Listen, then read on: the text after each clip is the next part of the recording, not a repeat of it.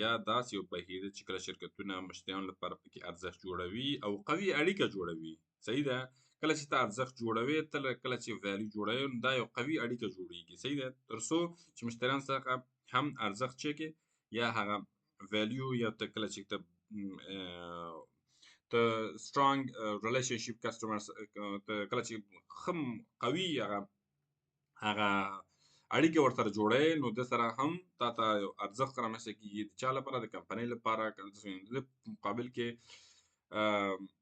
مشتریانو لپاره هم یو ارزښت جوړېږي او کولی شي چې مثال د هغوی نه هم ته ارزښت ترلاسه کړې. هغه څنګه؟ په دې معنی چې مارکیټینګ یوازې محصول نه ده چې ته یوازې وبخښئ، مارکیټینګ یوازې د محصول پلور نه دی. یعنې مارکیټینګ یوازې دا په دې معنی ده چې ته یوازې سیلینګ وکړې، یوازې ته خرڅ وکړې، یوازې په خرڅلاو باندې ته فکر وکړې او بس خلاص. نور په دې کې نور شیان هم شامل دي. هغه څه معنی؟ په دې معنی چې کله چې مشتري لپاره ارزښت جوړول یا جوړوې یا ته کوشش کوې چې ارزښت جوړ کړې، نو یعنې هغه باید ګټور وي یا ښه محصول وي، ښه خدمت یې باید هغه وړاندې کړي مشتري لپاره چې باید ښه ارزښت ورته عرضه شي. صحیح ده؟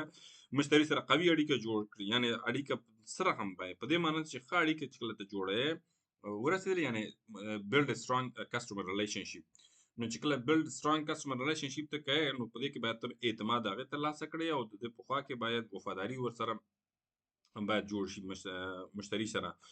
نو قوي اړیکه همدې معنی هم strong relationship نه هدف دا ده چې یو اعتماد، لایلټي او د ده خوا کې مثلا ښه وفاداري چې قوي اړیکه جوړېدلی شي.